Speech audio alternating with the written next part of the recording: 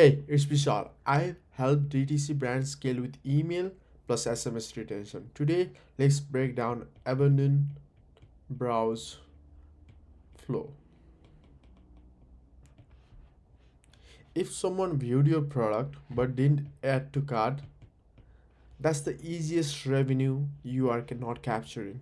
Abandoned browse is not cart intent, but it's interest that most people miss out on.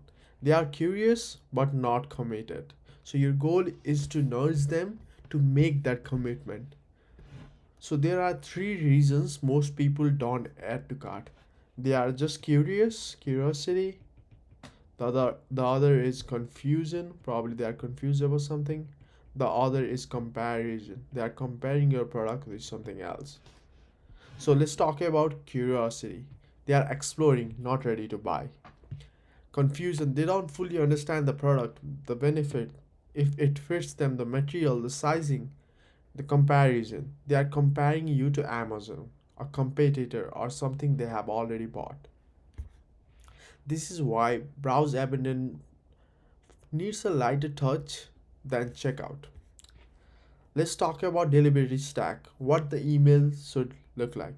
The first email number one, should have education on it. Email number two is basically social proof. So, what does email one basically contains? It contains hero benefit, clear outcomes, product benefit. It should be sent rightly after like 30 to 90 minutes after someone viewed your product. As I said, it should have hero benefits, clear outcome, and product highlights.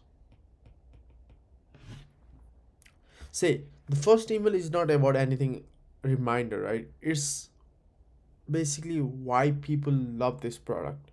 One hero benefit, one big outcome, you showing the transition, or probably something like what your product could change in their life. One product highlights. Make the value super obvious to the person that viewed your product. Email 2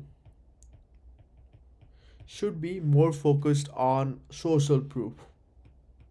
We as a human being try to be a social creature. We are a social creature and we buy in association.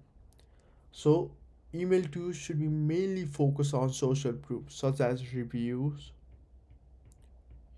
UGC, transition from one state of, let's say, problems to probably like successful solving of that problem to probably that could be shown through images or something like that.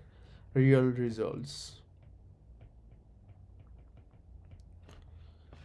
This is where you show the real recipient. One strong review, a UGC photo, and one transformation of customer results. That's all. You are not selling here. You are reassuring that the person that viewed your product, that this is the right fit for them. This is what they are looking for.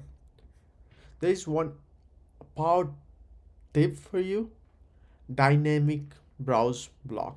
So, what it basically means is if you are on Klaviyo, right, you could use dynamic blocks. What this does, it pretty much pulls the same product a certain customer watched, so you don't have to manually do a browse abundant funnel for each product that you have. This would be a big pain. Let's say if you have 500 products, you should build like 500 different funnels for the same flow. But you could, if you are using Klaviyo, you could use dynamic blocks where Klaviyo itself is gonna pull basically the product that was viewed by a customer. This alone increased the CTR by 20 to 40% because this makes the email feel more personalized. And by any chance, in terms of incentive, we you can add an incentive at probably like a day or two, but the intent behind this is to uh, push them to go to the next customer journey, which is basically abandon checkout or abandon cart, and finally push them to make that purchase, right? So you can use a small intent, but probably at the last of this, just to like test it out. If you want my exact abandon browse flow template, just comment browse and I'll send them to you. But if you want me to build your entire retention system, DM me on Instagram or Twitter saying just YouTube and we could do it for you. That's pretty much it.